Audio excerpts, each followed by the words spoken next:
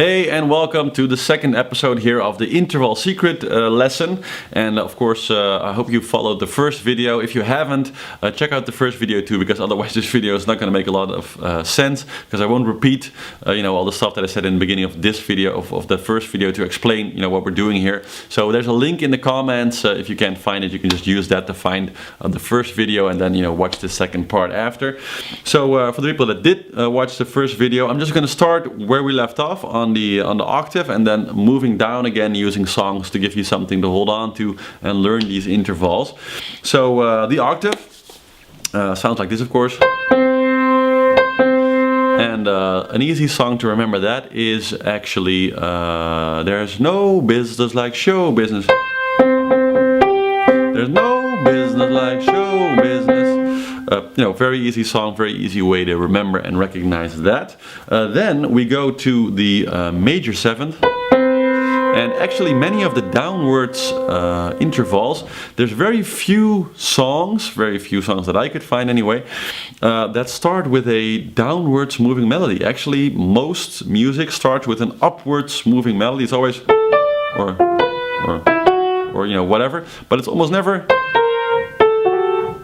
There's very few songs that start with music that starts while moving down. So I actually had to make up quite a few melodies myself when I was learning this for the first time, in order to help me, grab onto these intervals and have something in my mind that I could use to recognize them. So for the major seventh, I actually, composed something, not a song, but just a little bit of an intro myself to, to have something to recognize it by. It goes like this.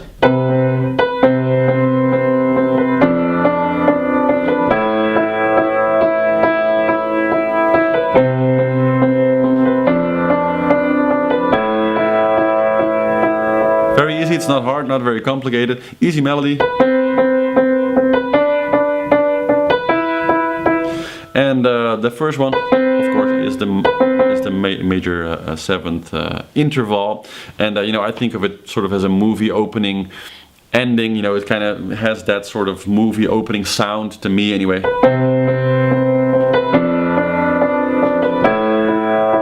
I kind of visualize a car driving through a frozen winter forest, and it's the start of this detective movie where the hero is sort of driving somewhere, and then he's about to get a call that he's got to get back to town and solve this murder case or something. So that's my little way of remembering, my little melody that I use for remembering the major seventh. Then the minor seventh.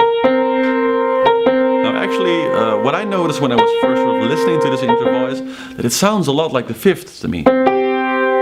Fifth upwards, I mean. You probably remember Tron, which is the song that we use to remember this interval. And to me, very much has the same sort of quality to it. Sort of emotional sort of charge. So I decided to call this Tron 2 and compose something also for it, because I couldn't really find something. And it goes like this, the melody that I use for it.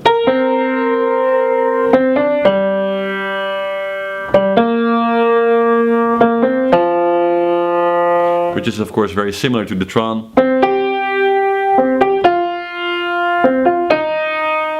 Sort of melody, so.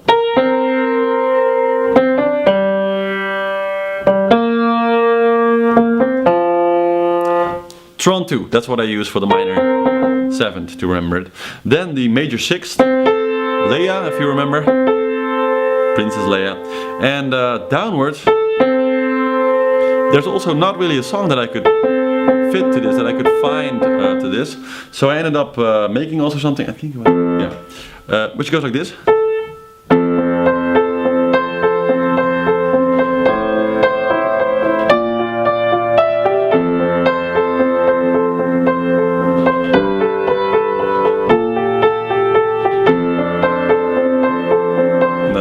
It starts over again, and again, it doesn't really have a title. It's not really a song or anything. It's just a melody that I came up with.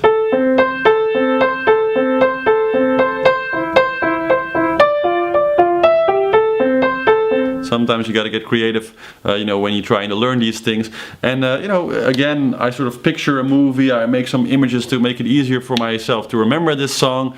So this is a great melody. And of course, you know, if you want to use some of your own melodies, or you think you can compose something better for yourself to use, you know, go ahead. I mean, it's your way of remembering these things. I'm just trying to give you, something to start off of. And that's my little melody that I use. So that's the major sixth. Then the minor sixth. I don't know if it's Beethoven. I think it's Beethoven, but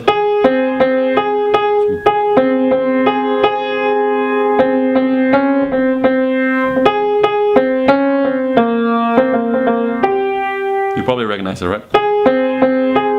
Not a very good piano player, but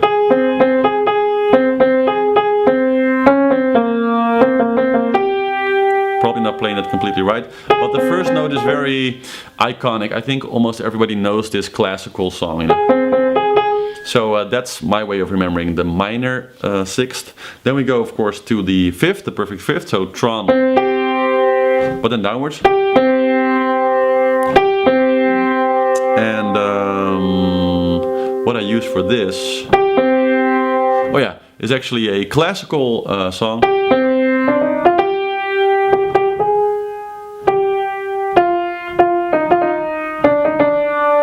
Once again.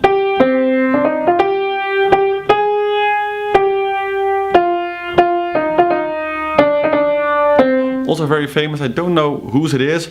It was used in several water commercials here in this country a while back. Very, very iconic. You see all these waterfalls everywhere.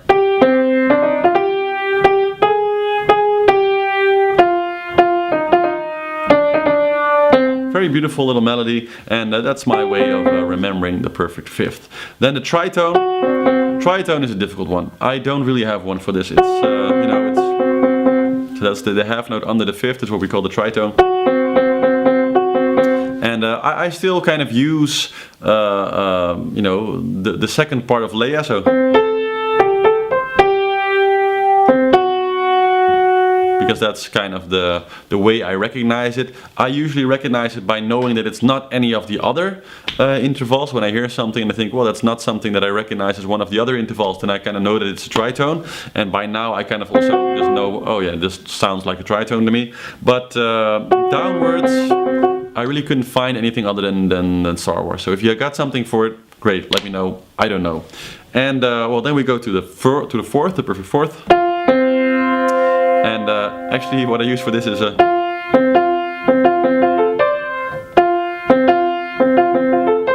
you know, that very famous, I think, Evel Knievel. Maybe it was also the honk of the Dukes of Hazzard, I think. And that first one, of course.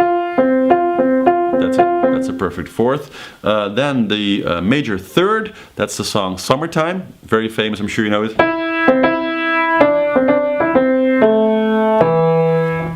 All the jazzers at least know this for sure, and very easy. It's a very specific sound also. Very, very beautiful, one of the more beautiful intervals. Very beautiful sound, very easy to remember. Just you know, learn the song Summertime. You need to learn that anyway, so you know, that's how you can remember it. Then the minor third. The Americans probably remember, that are watching this are all recognizing. Yeah, it's the first interval of your national anthem.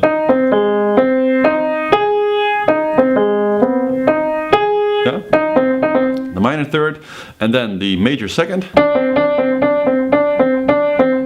So one whole note down, and well, I kind of use.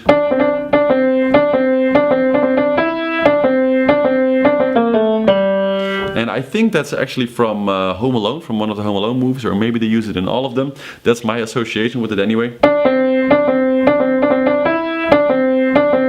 And I find in any situation that the major second and the minor second, which is still Jaws, by the way, downwards. Still, you know, danger is coming, but it's going up or down. It's still kind of the same, so you can just recognize that very easily. Also, some people say the minor second is the start, of course, to Joy to the World. so it works for that well. But recognizing wise, I don't find it so easy to recognize it because it's such a small interval using this long ass melody. So jaws, danger works best for that. And the first one, also because it's such a small interval, if it's a very small interval and it's not jaws, it's probably a major second. That's kind of the rule for me. And this helps, but the interval I find it's almost too small upwards. It's easy to recognize it by a song, and as you know, just what we discussed in the first film. But downwards, it's just a small interval. You can just kind of recognize it by itself that it's just a one note interval. But if you need a melody,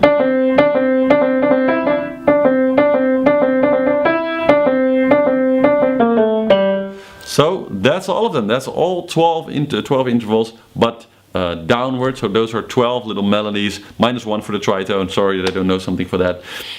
To learn those. So go ahead, both with the first, the interval secrets, of course, from the first film and from this video here, and learn all 12 of them, and you'll find that it's really like having magic in your head, being able to pre-hear and sing all these intervals, and at some point you'll be able to recognize almost any interval that you're hearing. And it's great. I mean, it's a great school thing for transcribing. It's great.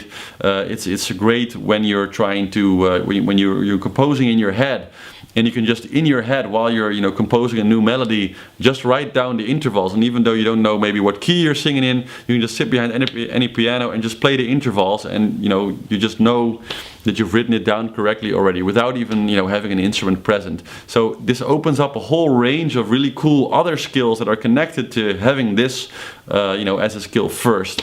So go ahead, have fun with this, play these intervals a lot every day until you can recognize them blindly, and you'll find that it really improves every part of your playing knowing this. So have fun with it, and see you again in the next lesson.